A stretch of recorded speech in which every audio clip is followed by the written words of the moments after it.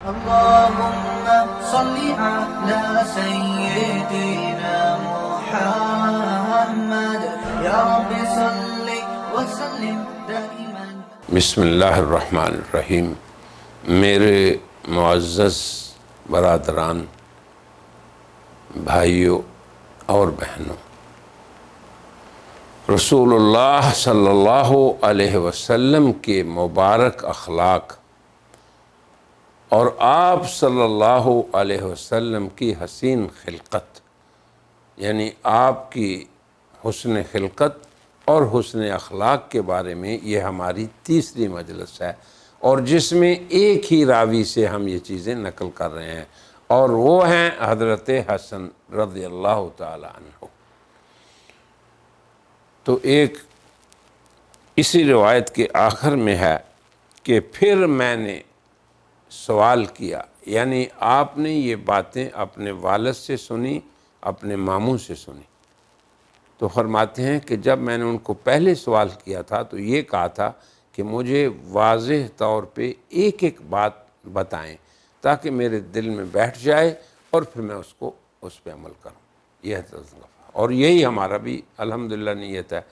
تو اس میں پھر وہ کہتے ہیں کہ میں نے یہ پوچھا کہ اچھا، آپ کے عمومی عادات و اخلاق بھی سن لیے، آپ کے گھریلو زندگی بھی سن لی، اب آپ یہ بتائیں مجھے کہ جب گھر سے باہر آپ ہوتے عمومی طور پہ تو آپ کیا فرماتے؟ حضرت حسن رضی اللہ عنہ فرماتے ہیں کہ میں نے اپنے بھائی حضرت حسین سے آپ کے باہر جانے کے متعلق جب سوال کیا کہ اس دوران آپ کیا کرتے تھے، تو انہوں نے جواباً مجھے یہ کہا، جناب رسول اللہ صلی اللہ علیہ وسلم اپنی زبان مبارک با مقصد باتوں کے علاوہ روک کر رکھتے. لوگوں کو اب آپ دیکھیں کہ لوگوں میں آپ کا کیا معاملہ تھا. لوگوں کو آپس میں جوڑنے کی کوشش کرتے، انہیں ایک دوسرے سے متنفر نہ کرتے. اِنَّكَ لَتَصِلُ الرَّحِمَ، حضور اکرم صلی اللہ علیہ وسلم کی یہ عادت مبارکہ کہ رشتوں کو جوڑتے، یہ تو زمانہ جاہلیت کے لوگوں کے ساتھ بھی تھی. اس لیے تو ام المومنین خدیجہ نے آپ کو بتایا تھا کہ آپ کی یہ صفات جو معاشرتی زندگی میں ہیں ایسی ہیں کہ ایسے لوگوں کو اللہ کبھی ضائع نہیں کرتا. تو صلہ رحمی فرمانا. اب آپ دیکھیں کہ ہم نماز، روزہ، اہتمام قرآن کی تلاوت کا کرتے ہیں، پھر ہم کسی جگہ بیٹھ جاتے ہیں اور یہ اسکیمیں بناتے ہیں کہ کیسے لوگوں کو لوگوں سے دور کیا جائے. اب کیا یہ ہمارا عمل دینداری ہے؟ حضور اکرم صلی اللہ علیہ وسلم گھر سے باہر نکلتے تو یہ فکر ہوتی کہ لوگوں کے تعلق کو جوڑیں اور لوگوں میں نفرتیں قائم نہ ہوں. پھر فرمایا کہ ہر قوم کے معزز شخص کی آپ عزت فرماتے. اکرموا کریم قوم، ہمیں بھی حضور نے یہ فرمایا کہ جب بھی کسی قوم کے معزز شخص کو دیکھو تو تم بھی اس کی عزت کرو. یہی اخلاق ہیں اسلامی اور ہمارے پیغمبر علیہ السلام کی. اور پھر اگر کوئی کام کہنا ہوتا کسی کو تو ان میں دیکھتے کہ ان میں بڑا کون ہے، اسی کو پھر اس کا سرپرست بنا دیتے. پھر آگے آپ عمومی طور پر لوگوں کو تلقین فرماتے کہ اے لوگو بد عملی سے بچو. اب بد عملی کا لفظ ہر برائی پہ آ جاتا ہے، وہ برائی ترک واجبات کی بھی ہو یا ترک سنن کی ہو یا وہ برائی لوگوں کے معاملات کو خراب کرنے کی ہو. تو آپ تلقین فرماتے کہ اے لوگو بد عملیوں کو چھوڑ دو اپنے معاشرتی زندگی میں، اور خود آپ ان سے محتاط رہتے، مگر ان کی شر اور بدخلقی کو آپ یاد نہ رکھتے، دل میں نہ جگہ لیتے کہ اگر کسی شخص کو ہم نے اس کی کمی اور کوتاہی دیکھی تو ہم اب بالکل اسی کو دنیا کے سامنے بیان کر رہے ہیں، اسی کو موضوع سخن بنا رہے ہیں۔ یہ عادت خلاف سنت عادت ہے اور حضور اکرم صلی اللہ علیہ وسلم کی سیرت اور شمائل کے خلاف ہے۔ آپ پھر اپنے ساتھیوں کے احوال بھی پوچھتے، یہ نہیں ہے کہ ہم صرف اپنے نماز روزے اور عبادت اور اپنے گھر کی فکر رکھیں، بلکہ دیگر احباب کے معاشرتی حالات کو جاننا اور خود ان کو ٹٹولنا اور خود اس کی فکر کرنا، یہ بھی حضور اکرم صلی اللہ علیہ وسلم کی سنت مبارکہ تھی۔ پھر جب بھی کسی شخص کی زندگی میں کوئی اچھا عمل دیکھتے تو اس کی خوب تعریف فرماتے،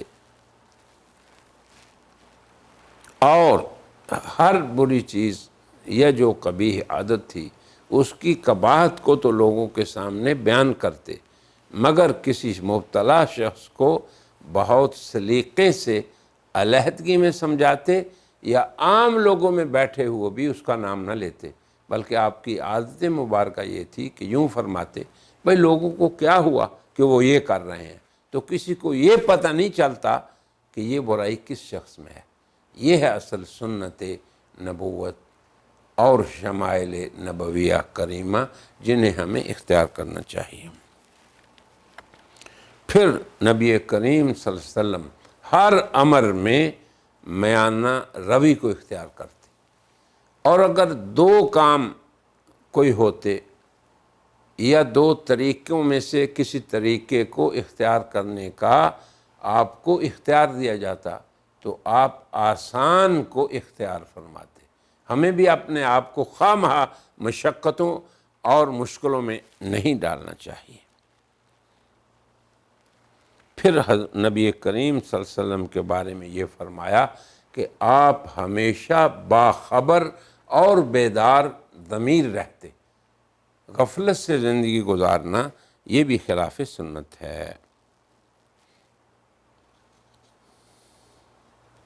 پھر نبی کریم صلی اللہ علیہ وسلم خود اور اپنے ساتھیوں کو اپنی زندگی میں پیش آنے والے مشکل مواقف اور حالات کے خندہ پیشانی سے برداشت کرنے اور ان کے لیے تیاری اور استعداد کے لیے بھی تربیت فرماتے، اور کبھی بھی حق راستے سے مائل نہ ہوتے۔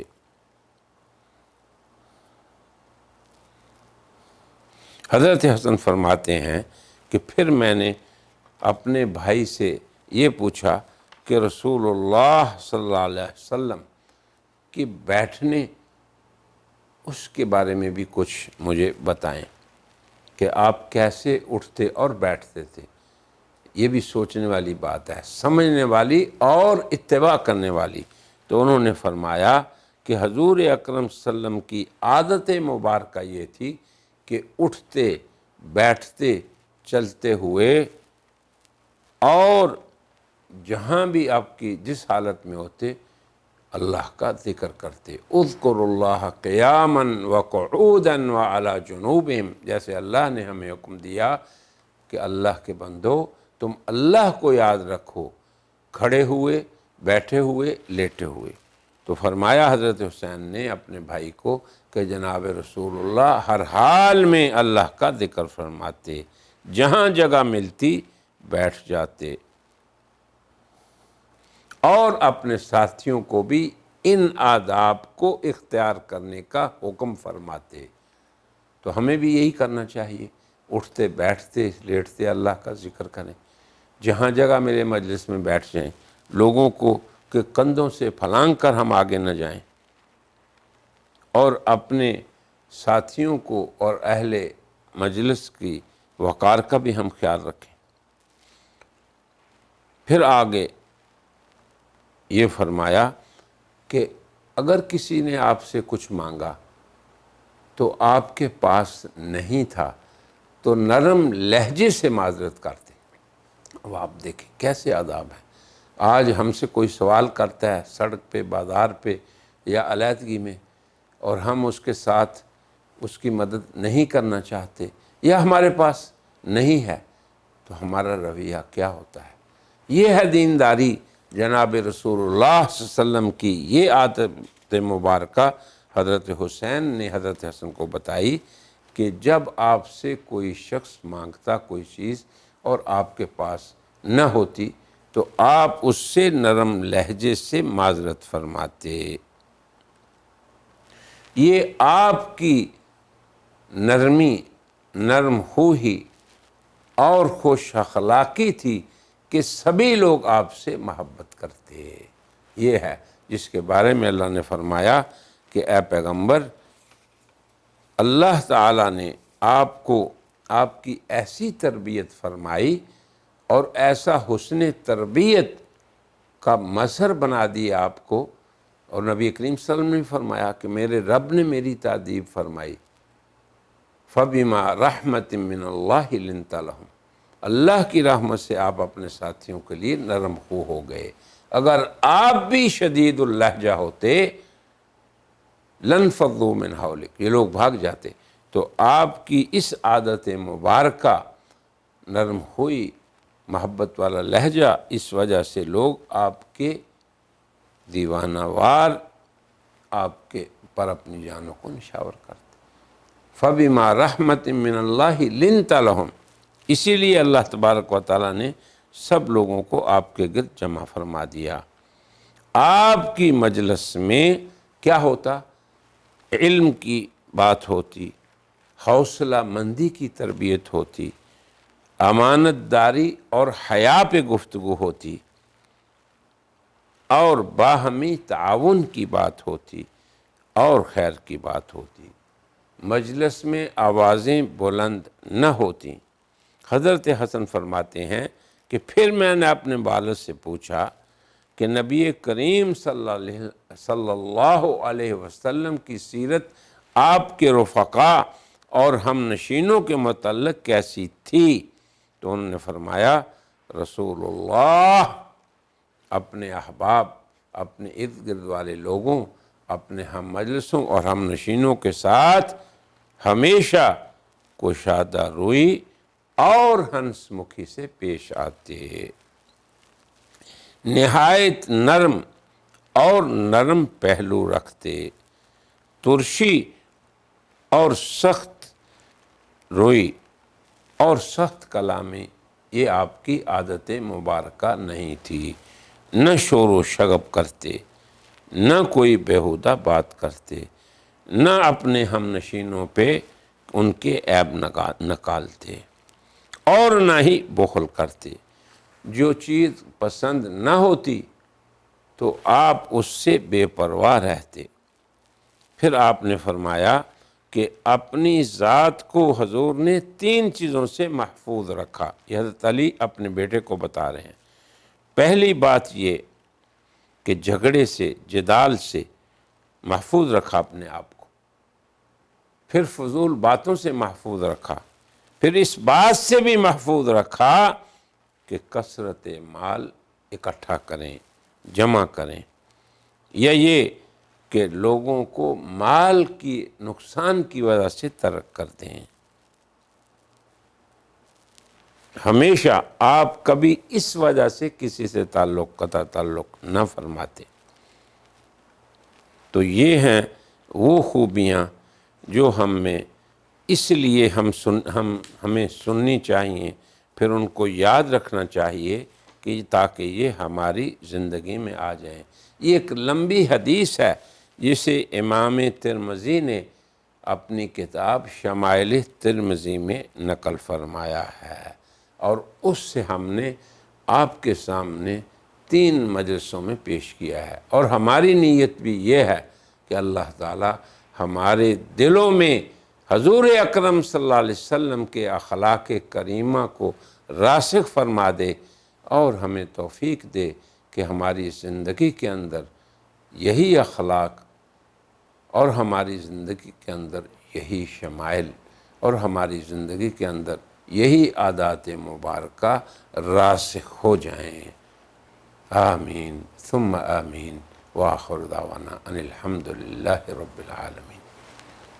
برائے مہربانی ڈاکٹر سعید مکی کے چینل کو سبسکرائب کریں اور بیل آئیکن پر کلک کریں۔